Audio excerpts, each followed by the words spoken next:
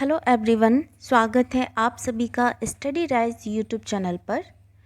तो आज से यूपी टेट और सुपर टेट की क्लासेस चलाई जा रही हैं। जो भी बच्चा इनकी तैयारी कर रहा है तो हमारे यूट्यूब चैनल से ज़रूर जुड़े। अगर आप अभी से तैयारी स्टार्ट कर देंगे तो जो भी वैकेंसी आने वाली हैं, जब भी वैकेंसी आई तो आप पहले से ही प्रिपेयर हो जाएंगे इस एग्ज़ाम के लिए और पहली बार में ही आप सभी एग्ज़ाम को क्रैक कर लेंगे। तो अगर अभी से आप लोग तैयारी स्टार्ट कर देंगे तो बेहतरीन रिज़ल्ट आपको मिलेगा। 2023 में आपकी परीक्षा संभावित है और सिलेक्शन उसी का होगा जो रेगुलर पढ़ेगा, और जो भी आपके जैसे अभी कमज़ोर विषय हैं तो उन पर आप पूरा ध्यान दीजिए, उन पर फोकस करिए और अपने जो भी कमज़ोर विषय आपके रह गए हैं, जैसे किसी का मैथ्स होता है, किसी का संस्कृत है, तो उन पर अगर आप अभी से काम करेंगे तो आगे चल के बहुत ही ज़्यादा बेहतर रिज़ल्ट रहेगा। ठीक है, तो चलिए फिर आज की वीडियो स्टार्ट करते हैं। और आज जो हमने वीडियो ली है इसमें सभी विषय एक साथ लिए गए हैं, यानी कि जीके के भी प्रश्न हैं, हिंदी के भी प्रश्न हैं और विज्ञान के भी प्रश्न हैं।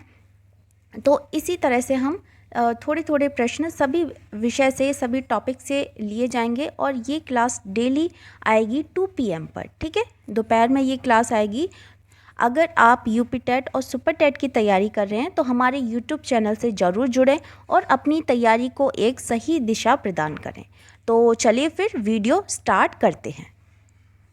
तो हमारा पहला क्वेश्चन दिया है, राष्ट्रीय अस्थि विकलांग संस्थान स्थित है देहरादून में है, मुंबई में है, कोलकाता में है या फिर सिकंदराबाद में है। तो कहाँ पर स्थित है? तो ये जो हमारा पहला क्वेश्चन दिया है, तो अगर आप साथ ही साथ कॉपी और पेन निकाल लें तो आपको भी पता चल जाएगा कि आप कितने आंसर सही कर पा रहे हैं और आपके कितने आंसर गलत हैं। ठीक है, तो साथ ही साथ आपका भी चेक हो जाएगा। तो बताइए इसमें राइट आंसर क्या होगा? तो ये हो जाएगा ऑप्शन नंबर सी, कोलकाता। अगर हम राष्ट्रीय अस्थि विकलांग संस्थान की बात करते हैं तो ये कोलकाता में स्थित है। राष्ट्रीय दृष्टिबाधितार्थ संस्थान ये देहरादून में है। राष्ट्रीय मानसिक विकलांग संस्थान ये सिकंदराबाद में है तथा राष्ट्रीय श्रवण विकलांगता संस्थान ये मुंबई में स्थित है। ठीक है, चारों में ये अलग अलग बता दिया। पहला क्या है कोलकाता में, तो ये राष्ट्रीय अस्थि विकलांग संस्थान है। दूसरा है राष्ट्रीय दृष्टिबाधितार्थ संस्थान, ये देहरादून में है। तीसरा है राष्ट्रीय मानसिक विकलांग संस्थान, ये सिकंदराबाद में है। और चौथा है राष्ट्रीय श्रवण विकलांगता संस्थान, ये मुंबई में स्थित है। ठीक है, तो इसमें जो राइट आंसर हो जाएगा ये हो जाएगा ऑप्शन नंबर सी, इसमें राइट आंसर होगा। और इसके अलावा जो अधिक जानकारी मिलती है तो आप उसे नोट डाउन भी कर सकते हैं, कॉपी में लिख सकते हैं। तो नेक्स्ट क्वेश्चन है क्वेश्चन नंबर 2। खाने का नमक किससे बनता है? कमजोर अम्ल और कमजोर क्षार से, मजबूत अम्ल और मजबूत क्षार से, कमजोर अम्ल और मजबूत क्षार से या फिर मजबूत अम्ल और कमजोर क्षार से। तो बताइए जो खाने का जो नमक होता है वह किससे बनता है? तो ये बनता है strong acid and strong base से। ठीक है, स्ट्रॉन्ग एसिड और स्ट्रॉन्ग बेस से। तो खाने का नमक मजबूत अम्ल, अम्ल यानी HCl और मजबूत क्षार यानी कि NaOH से मिलकर क्या बनता है? सोडियम क्लोराइड खाने वाला नमक बनता है। ठीक है, NaCl और प्लस क्या हो जाता है? वाटर निकल जाता है। तो NaCl इसे बोलते हैं सोडियम क्लोराइड। ठीक है, इसे सोडियम क्लोराइड कहते हैं। इसका उपयोग घरों में जो भोजन बनाते हैं, खाद्य पदार्थों में जैसे अचार या फिर जो भी है, तो हम इसे खाने में उपयोग करते हैं। तो इसका जो राइट आंसर है यह है ऑप्शन नंबर बी, इसमें राइट आंसर हो जाएगा। नेक्स्ट क्वेश्चन की ओर बढ़ते हैं, क्वेश्चन नंबर 3। यदि किसी पिंड की गतिज ऊर्जा अपने प्रारंभिक मान का 4 गुना हो जाए तब नया संवेग होगा। क्या होगा? प्रारंभिक मान का 3 गुना होगा, प्रारंभिक मान का 4 गुना होगा, प्रारंभिक मान का 2 गुना होगा या फिर अपरिवर्तित रहेगा। ठीक है, तो बताइए क्या बोल रहा है? If the kinetic energy of a body becomes 4 times of its initial value then the new momentum. तो बताइए इसमें आंसर, राइट आंसर क्या हो जाएगा? इसमें सही आंसर क्या होगा? तो ये होगा ऑप्शन नंबर सी, प्रारंभिक मान का दुगना, यानी कि will be 2 times of the initial value. तो वस्तुओं में गति के कारण उत्पन्न ऊर्जा को हम क्या बोलते हैं? गतिज ऊर्जा कहते हैं। ठीक है, सभी को पता है ये। वस्तु की गतिज ऊर्जा वस्तु की चाल यानी कि जो वेग होता है तथा द्रव्यमान पर निर्भर करती है। जितनी अधिक चाल होती है गतिज ऊर्जा भी उतनी ही अधिक होगी। अगर वस्तु का द्रव्यमान ज़्यादा होगा तो उसकी गतिज ऊर्जा भी क्या होगी? ज़्यादा हो जाएगी। यदि किसी पिंड की गतिज ऊर्जा अपने प्रारंभिक मान का 4 गुना हो जाए तब नया संवेग प्रारंभिक मान का दुगना हो जाएगा। ठीक है, कितना होगा? दुगना होगा। तो इसका जो राइट आंसर है यह है ऑप्शन नंबर सी, इसमें सही आंसर हो जाएगा। तो आपको ये वाली बात क्लियर हो गई होगी। ठीक है, नेक्स्ट क्वेश्चन की ओर बढ़ते हैं। The nature of sound waves is, यानी ध्वनि तरंगों की प्रकृति होती है। तो कौन सी प्रकृति होती है? अनुप्रस्थ होती है, अनुदैर्घ्य होती है, विद्युत चुंबकीय होती है, या फिर उपयुक्त में से कोई नहीं। तो बताइए ध्वनि तरंगों की प्रकृति कैसी होती है? तो ये होती है अनुदैर्घ्य होती है। कैसी होती है? अनुदैर्घ्य तरंग होती है। ठीक है, ध्वनि तरंगों की प्रकृति अनुदैर्घ्य होती है। वह तरंग जिसमें माध्यम के कण तरंग के चलने की दिशा के समांतर कंपन करते हैं उन्हें हम क्या बोलते हैं? अनुदैर्घ्य तरंग कहते हैं। ठीक है, ध्वनि तरंगों का संचरण सभी माध्यम में, या फिर वो ठोस हो या द्रव हो या गैस हो, वह तीनों में होता है। तो इसका जो राइट आंसर हो जाएगा ये हो जाएगा ऑप्शन नंबर बी, इसमें राइट आंसर होगा। नेक्स्ट है क्वेश्चन, 1 माइक्रोन इज, यानी माइक्रोन होता है, क्या होता है? तो ये होता है 1 माइक्रोन बराबर क्या होता है? तो ये होता है 10⁻⁻⁶ m। ठीक है, तो इसमें राइट आंसर क्या हो जाएगा? ऑप्शन नंबर सी, इसमें राइट आंसर होगा। नेक्स्ट क्वेश्चन की ओर बढ़ते हैं। श्वास छिद्र का उपयोग श्वास के लिए किसके द्वारा किया जाता है? मछली, तिलचट्टा, केंचुआ या फिर घोंघा?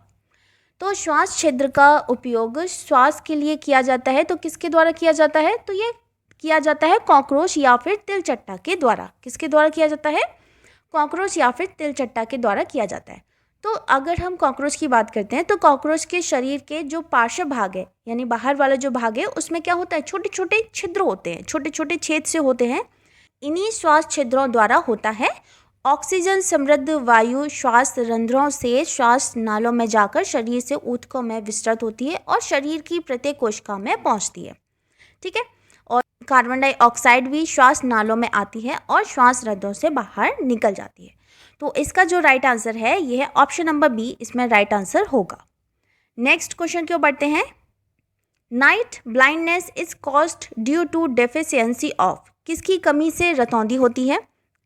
तो बताइए किसकी कमी से रतौंधी होती है? तो इसमें राइट आंसर हो जाएगा option number A, vitamin A या विटामिन ए। ठीक है, तो विटामिन ए ये क्या है? ये वसा में घुलनशील एक विटामिन है। इसमें विटामिन ए में क्या क्या आते हैं? जैसे गाजर आ जाता है, पपीता आ जाते हैं, आम या फिर हरे पत्ते वाली सब्जियां, दूध, ये सभी विटामिन ए में पाए जाते हैं। और विटामिन ए आँखों को स्वस्थ रखता है और बीमारियों से लड़ने की शक्ति भी प्रदान करता है। अगर विटामिन ए की कमी हो जाती है तो क्या हो जाता है? रतौंधी नामक रोग हो जाता है, यानी कि रात में कम दिखाई देने वाला रोग। ठीक है, तो इसमें राइट आंसर है ऑप्शन नंबर ए, इसमें राइट आंसर होगा। नेक्स्ट है क्वेश्चन, इनमें सबसे कमजोर क्षीण बल कौन सा है? यानी द वीकेस्ट फोर्स हमसे पूछा है, तो कौन सा है? ग्रेविटेशनल फोर्स है, इलेक्ट्रिक फोर्स है, न्यूक्लियर फोर्स है या फिर मैग्नेटिक फोर्स है? तो इसका देखो राइट आंसर क्या होगा बच्चों? तो ये हो जाएगा ऑप्शन नंबर ए, गुरुत्वाकर्षण बल। कौन सा होगा? गुरुत्वाकर्षण बल, इसमें राइट आंसर हो जाएगा। तो अगर हम गुरुत्वाकर्षण बल की बात करते हैं तो प्रकृति में उपस्थित प्रत्येक दो बिंदु द्रव्यमान एक दूसरे को आकर्षित करते हैं। पिंडों के इस आकर्षण बल को हम क्या कहते हैं? गुरुत्वाकर्षण बल कहा जाता है ना। गुरुत्वाकर्षण बल सर्वाधिक आकर्षण का बल होता है, अर्थात ब्रह्मांड में उपस्थित प्रत्येक दो पिंडों के मध्य पाया जाता है। यह बल प्रकृति में पाए जाने वाले सभी बलों से सबसे क्या होता है? क्षीण होता है, यानी कि दुर्बल होता है। ठीक है, वीकेस्ट फोर्स है ये। तो इसमें जो राइट आंसर है ये क्या हो जाएगा? ऑप्शन नंबर ए, इसमें राइट आंसर हो जाएगा। नेक्स्ट क्वेश्चन की ओर बढ़ते हैं। When is the national sports day celebrated in India? Bharat में राष्ट्रीय खेल दिवस कब मनाया जाता है? इजी क्वेश्चन है, बताइए कब मनाया जाता है? 25 मई को, 29 जून को, 30 जुलाई को या फिर 29 अगस्त को? तो अगर हम भारत में राष्ट्रीय खेल दिवस की अगर हम बात करते हैं तो ये कब मनाया जाता है? तो 29 अगस्त को मनाया जाता है ना। भारत में राष्ट्रीय खेल दिवस 29 अगस्त को हॉकी के दिग्गज ध्यानचंद की जयंती पर मनाया जाता है। इसमें राइट आंसर हो जाएगा ऑप्शन नंबर डी, इसमें राइट आंसर होगा। नेक्स्ट है क्वेश्चन, बुद्ध चरितम महाकाव्य किसने लिखा है? अशोक घोष ने, नागार्जुन ने, हेमचंद्र ने या फिर गौतम बुद्ध ने?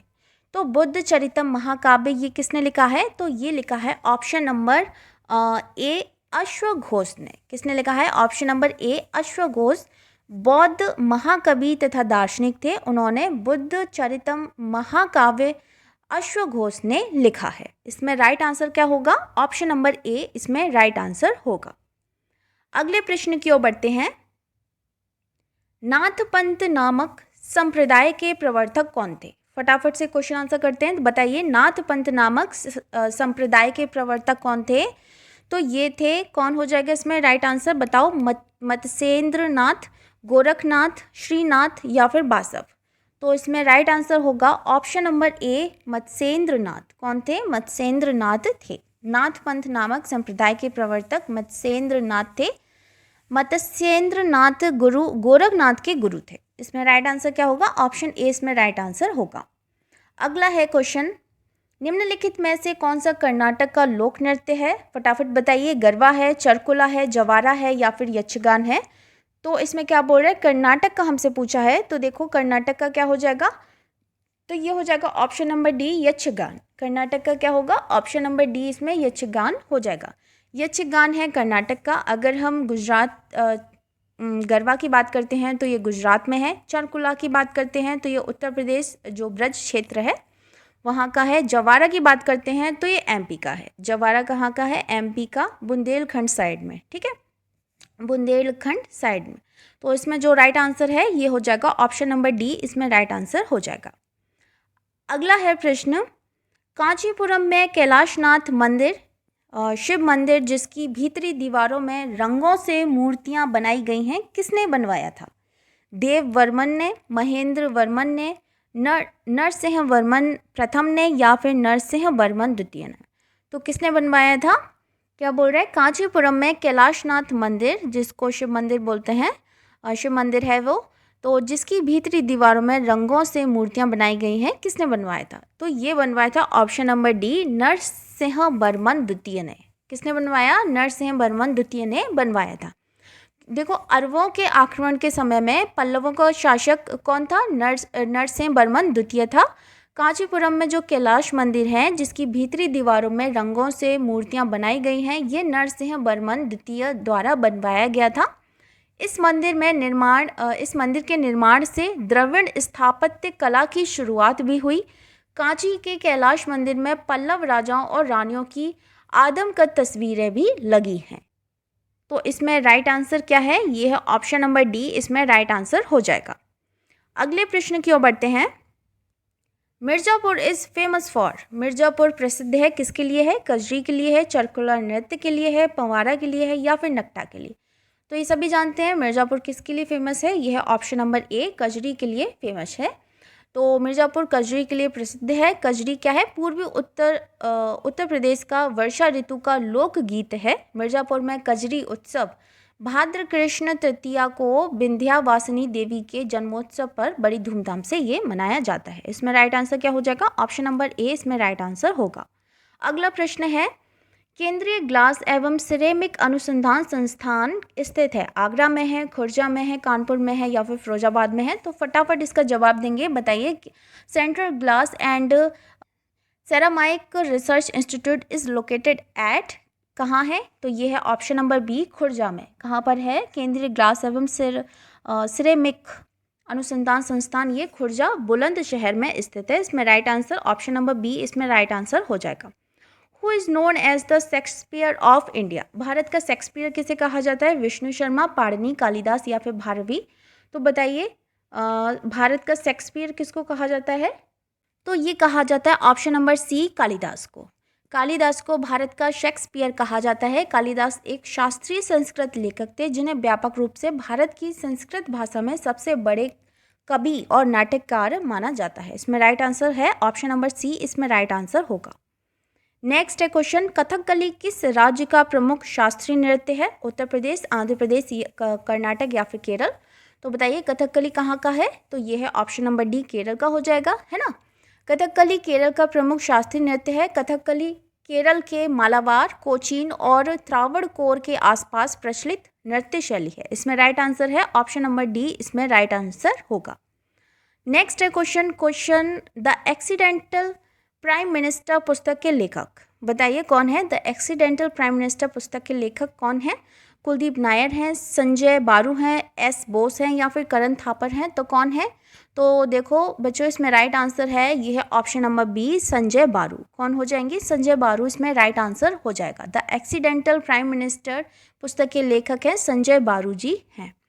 ठीक, नेक्स्ट है क्वेश्चन, एग्जाम वॉरियर्स पुस्तक किसके द्वारा लिखी गई? इंपॉर्टेंट है, एग्जाम वॉरियर्स पुस्तक किसके द्वारा लिखी गई? प्रणब मुखर्जी, अरुण शौरी, अमिताभ घोष या फिर नरेंद्र मोदी? तो ये लिखी गई option number D, Narendra Modi. Exam warriors प्रधानमंत्री नरेंद्र मोदी द्वारा लिखी गई पुस्तक है। देश के करोड़ों बच्चे जो 10वीं 12वीं के साथ मेडिकल इंजीनियरिंग जैसी प्रतियोगी परीक्षाओं से निपटने के लिए इस पुस्तक का विमोचन विदेशी मंत्री सुषमा स्वराज और मानव संसाधन विकास मंत्री प्रकाश जावड़ेकर ने किया था। यह पुस्तक प्रधानमंत्री की मन की बात पर आधारित है। ठीक है, इसमें राइट आंसर क्या होगा? ऑप्शन नंबर डी, इसमें राइट आंसर हो जाएगा। नेक्स्ट है प्रश्न, अब हम देखते हैं कुछ प्रश्न हमने हिंदी से ले लिए हैं। तो कृदंत प्रत्यय किन शब्दों के साथ जुड़ते हैं? संज्ञा, सर्वनाम, क्रिया या अव्यय? तो कृदंत प्रत्यय किसके साथ जुड़ते हैं? तो ये जुड़ते हैं ऑप्शन नंबर सी, क्रिया के साथ। कृदंत प्रत्यय क्रिया के धातु रूप में प्रयुक्त होकर संज्ञा तथा विशेषण शब्दों का निर्माण करते हैं। जैसे हमने एग्जाम्पल ले लिया लड़ाई, ठीक है, हमने एग्जाम्पल क्या ले लिया? लड़ाई। लड़ाई शब्द में जो लड़ है ना, ये क्या है? ये क्रिया का धातु रूप है जिसमें आई क्या है? ये प्रत्यय है। ठीक है, लड़ प्लस आई ये क्या होता है? प्रत्यय लगने के कारण यह शब्द, यह संज्ञा शब्द क्या बन जाता है? लड़ाई बन जाता है। तो इसमें जो राइट आंसर है यह ऑप्शन नंबर सी, इसमें राइट आंसर होगा। अगला है क्वेश्चन, जो व्याकरण जानता है वाक्यांश के लिए एक शब्द है। वैज्ञानिक है, व्याकरण है, बहुज्ञ है या फिर शास्त्रज्ञ है? तो क्या हो जाएगा? तो ये ऑप्शन नंबर बी इसमें राइट आंसर होगा, है ना। जो व्याकरण जानता है, इस वाक्यांश के लिए एक शब्द है व्याकरण। ठीक है, अच्छा, जो विज्ञान जानता है उसको हम क्या बोलते हैं? वैज्ञानिक बोलते हैं। जो बहुत जानता है ना, यानी बहुत जानता है, उसको हम क्या बोलते हैं? बहुज्ञ बोलते हैं। जो शास्त्र जानता है उसको हम क्या बोलते हैं? शास्त्रज्ञ बोलते हैं। ठीक है, इसमें राइट आंसर क्या होगा? ऑप्शन नंबर बी इसमें राइट आंसर हो जाएगा। नेक्स्ट है क्वेश्चन, सरस्वती पत्रिका के संपादक कौन थे? सूर्यकांत त्रिपाठी निराला, महावीर प्रसाद द्विवेदी, भारतेंदु हरिश्चंद्र या फिर बाल मुकुंद गुप्त? तो अगर हम सरस्वती पत्रिका के संपादक की बात करते हैं तो ये कौन थे? तो ये थे option number B, Mahavir Prasad Dwivedi, इसमें राइट आंसर होगा। तो देखो, सन 1903 में सरस्वती पत्रिका के संपादक महावीर प्रसाद द्विवेदी हुए। सरस्वती प्रथमतः काशी से प्रकाशित होती थी, पुनः इलाहाबाद जो अब प्रयागराज हो गया है, अब से प्रकाशित होने लगी। इसमें राइट आंसर है, ये है ऑप्शन नंबर बी, इसमें राइट आंसर होगा। क्वेश्चनों के साथ साथ आप व्याख्या पर भी जरूर ध्यान दें, ठीक है। और जो कुछ नया लग रहा है उसको आप कॉपी में नोट कर लें, तो ये बहुत ही ज़्यादा हेल्पफुल रहेगा। तो देखिए, अब है नेक्स्ट क्वेश्चन, चिदम्बरा पर ज्ञानपीठ पुरस्कार प्राप्त हुआ। चिदम्बरा बहुत ही फेमस है, तो बताइए किसको प्राप्त हुआ? मैथिली शरण गुप्त, सुमित्रा नंदन पंत को, अयोध्या सिंह उपाध्याय हरिओद को या फिर रामधारी सिंह दिनकर को? तो ये हुआ ऑप्शन नंबर बी, इसमें राइट आंसर होगा सुमित्रा नंदन पंत को। ठीक है, सुमित्रा नंदन पंत को। तो चिदम्बरा पर 1968 में सुमित्रा नंदन पंत को ज्ञानपीठ पुरस्कार प्राप्त हुआ था। ये क्या बन गया भाई? 1968। ठीक है, इसमें राइट आंसर होगा ऑप्शन नंबर बी, इसमें राइट आंसर हो जाएगा। अगला है प्रश्न, महान शब्द में त्व प्रत्यय जोड़ने से शब्द बनेगा? महनीय बनेगा, महत्ता बनेगा, महत्व बनेगा या फिर महत्ती बनेगा? तो बताओ, ये तो बहुत इजी है। महान शब्द में त्व जोड़ दिया तो क्या बन जाएगा? महत्व बन जाएगा, है ना? क्या बन जाएगा? महत्व बन जाएगा। इसमें राइट आंसर क्या होगा? ऑप्शन नंबर सी इसमें राइट आंसर हो जाएगा। अच्छा, अगला प्रश्न है, महावीर प्रसाद द्विवेदी ने आदिकाल को क्या संज्ञा दी है? बीज बप्पन काल, आदिकाल, वीर गाथा काल या फिर चारण काल? तो क्या संज्ञा दी है महावीर प्रसाद द्विवेदी ने? आदिकाल को बोला है, ये बोला है बीज बप्पन काल, बीज बप्पन काल बोला है। ठीक है, महावीर प्रसाद द्विवेदी ने आदिकाल को क्या बोला है? बीज बप्पन काल संज्ञा दी है। अच्छा, आदिकाल में ही आचार्य महावीर प्रसाद द्विवेदी को भक्ति काल के बीज काव्य रूप में परिलक्षित हुए, जिसके आधार पर उन्होंने आदिकाल को बीज बप्पन काल की संज्ञा से विभूषित किया था। इसमें राइट आंसर हो जाएगा ऑप्शन नंबर ए।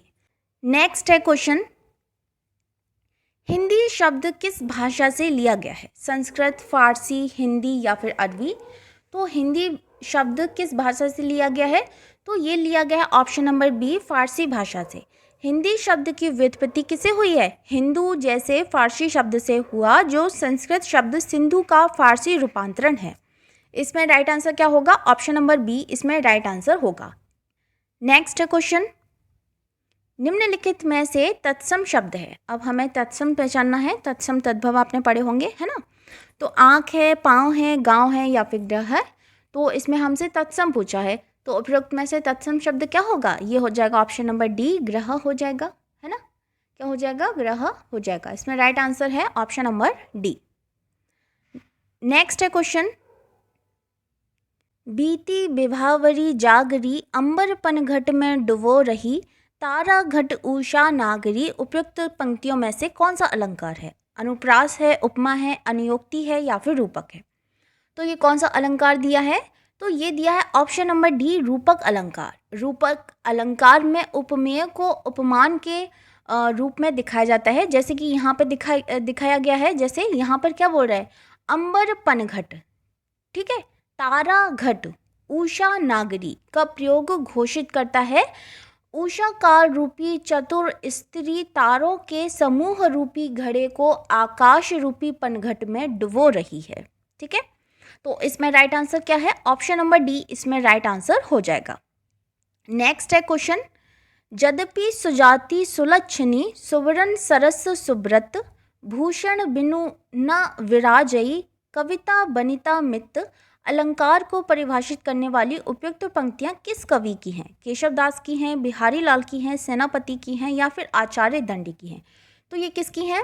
तो ये हैं ऑप्शन नंबर ए, केशवदास की। किसकी हैं? केशवदास की। हिंदी साहित्य इतिहास में रीतिकालीन अलंकारवादी कवि हैं, जिनका नाम क्या है? केशवदास। ये उनकी पंक्तियां दी गई हैं। इसमें राइट आंसर है ऑप्शन नंबर ए, इसमें राइट आंसर हो जाएगा। नेक्स्ट क्वेश्चन, निम्नलिखित में से कौन सा शब्द सरस्वती का पर्याय नहीं है? ठीक है, सरस्वती का पर्याय इसमें नहीं बोला है, नहीं पर ध्यान देंगे सभी।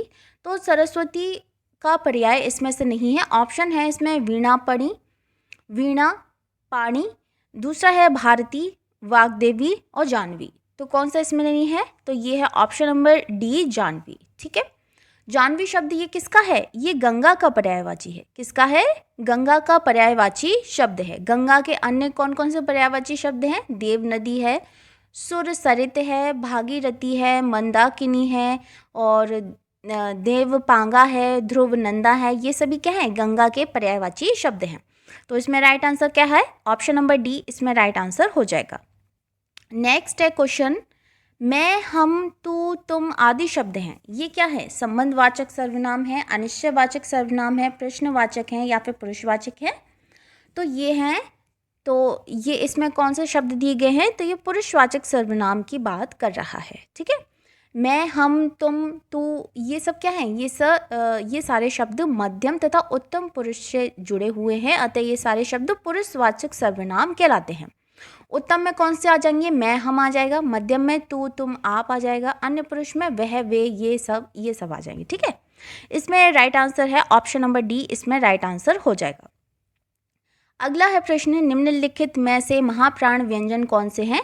तो आपने पढ़े होंगे अल्पप्राण और महाप्राण, है ना? तो इसमें देखिए, बताइए महाप्राण कौन से हैं? तो ये देखो महाप्राण इसमें जो दिए गए हैं, ये है ऑप्शन नंबर बी, इसमें महाप्राण होंगे।